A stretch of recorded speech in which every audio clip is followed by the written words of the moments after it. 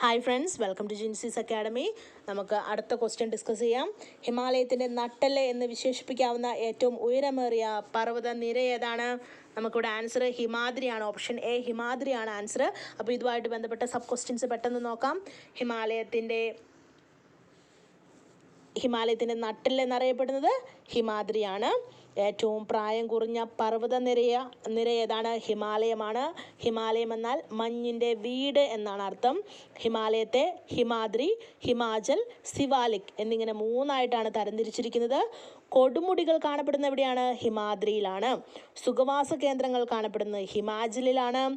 Dunes താഴ്വരകൾ സിവാലിക്കിലാണ് കാണപ്പെടുന്നത്. ഭൂകമ്പ സാധ്യത കൂടുതൽ എവിടെയാണ്? സിവാലിക്കിലാണ്. ഹിമാലയത്തിൽ നിന്ന് ഉത്ഭവിക്കുന്ന പ്രധാന നദികൾ ഏതൊക്കെയാണ്? സിന്ധു, ഗംഗ, ബ്രഹ്മപുത്ര എന്നിവയാണ്. ഹിമാദ്രി അറിയപ്പെടുന്നത് ഗ്രേറ്റർ ഹിമാലയം എന്നാണ്. ഹിമാചൽ അറിയപ്പെടുന്നത് ലെസർ ഹിമാലയം എന്നും സിവാലിക് അറിയപ്പെടുന്നത് ഔട്ടർ ഹിമാലയം എന്നുമാണ്. നമുക്ക് നോക്കാം ഏതൊക്കെ രാജ്യങ്ങളിലാണ് ഹിമാലയം വ്യാപിച്ചു കിടക്കുന്നതെന്ന്.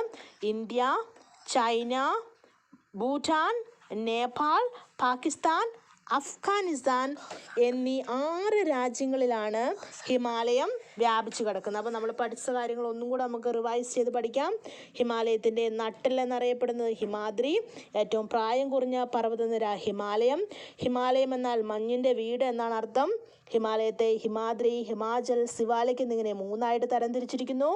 കൊടുമുടികൾ കാണപ്പെടുന്നത് ഹിമാദ്രിയിലാണ്. സുഖവാസ കേന്ദ്രങ്ങൾ കാണപ്പെടുന്നത് ഹിമാചലിൽ. ഡൂൺസ് താഴ്വരകൾ സിവാലിക്കിൽ കാണപ്പെടുന്നു. ഭൂകമ്പ സാധ്യത കൂടുതലുള്ള ഹിമാലയൻ ഭാഗം സിവാലിക്.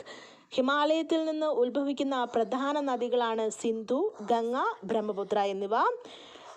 ഹിമാദ്രി ഗ്രേറ്റർ ഹിമാലയം എന്നും ഹിമാചൽ ലെസർ ഹിമാലയം എന്നും സിവാലിക് ഔട്ടർ ഹിമാലയം എന്നും അറിയപ്പെടുന്നു. ഇന്ത്യ, ചൈന, ഭൂട്ടാൻ, നേപ്പാൾ, പാകിസ്ഥാൻ, അഫ്ഗാനിസ്ഥാൻ എന്നീ 6 രാജ്യങ്ങളിൽ വ്യാപിച്ചു കിടക്കുന്നതാണ് ഹിമാലയം. ഇതൊക്കെയാണ് ഈ ക്വസ്റ്റ്യനും ഇതിൻ്റെ സബ് ക്വസ്റ്റ്യൻസുമായിട്ട് ബന്ധപ്പെട്ട കാര്യങ്ങൾ. അപ്പോൾ എല്ലാവരും നന്നായി പഠിക്കുക.